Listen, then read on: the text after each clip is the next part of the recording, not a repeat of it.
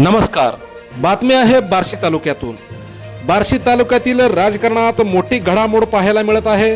Bharatiya Janata party विरोधात चारही प्रमुख पक्ष एकत्र आल्याचं चित्र बार्शी तालुक्यात पाहायला मिळत आहे.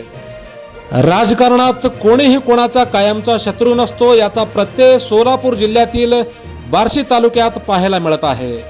आगामी जिल्हा परिषद निवडणुकीच्या तोंडावर बार्शीच्या राजकारणाने अनपेक्षित वळण घेतले आहे. राज्यात एकमेकांचे कट्टर राजकीय वैरी असलेला ठाकरेंची सेना आणि शिंदेची सेना बार्शीत मात्र भाजप विरोधात एकत्र आल्याचं चित्र पाहायला मिळत आहे.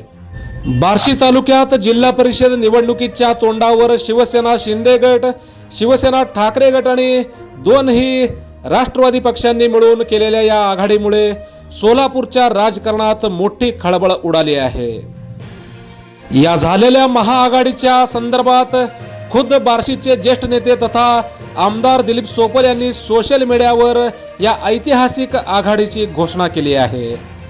त्यांनी निर्धारण मेळाव्याचे आवाहन करत सर्व विरोधकांना एकाच व्यासपीठावर आणल्याने भाजप समोर मोठे आव्हान या जिल्हा परिषद निवडणुकीच्या तोंडावर उभे राहिले आहे. या महाआघाडीच्या मेळाव्यातून जिल्हा परिषद निवडणुकीसाठी रणशिंग फुंकले जाणार असून सोपल यांच्या रणनीतीमुळे भाजपचे माजी आमदार राजेंद्र राऊत यांच्या गोटात मात्र चिंतेचे वातावरण पसरण्याची शक्यता वर्तवण्यात येत आहे.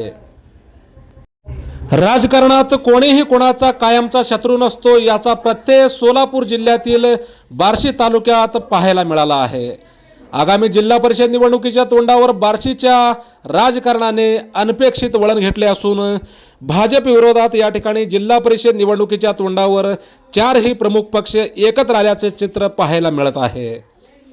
शिवसेना शिंदे गट, शिवसेना ठाकरे गट आणि दोनही राष्ट्रवादी बार्शी तालुक्यात भाजप विरोधात या जिल्हा परिषद निवडणुकीत एकत्र आल्याचं चित्र पाहायला मिळत आहे.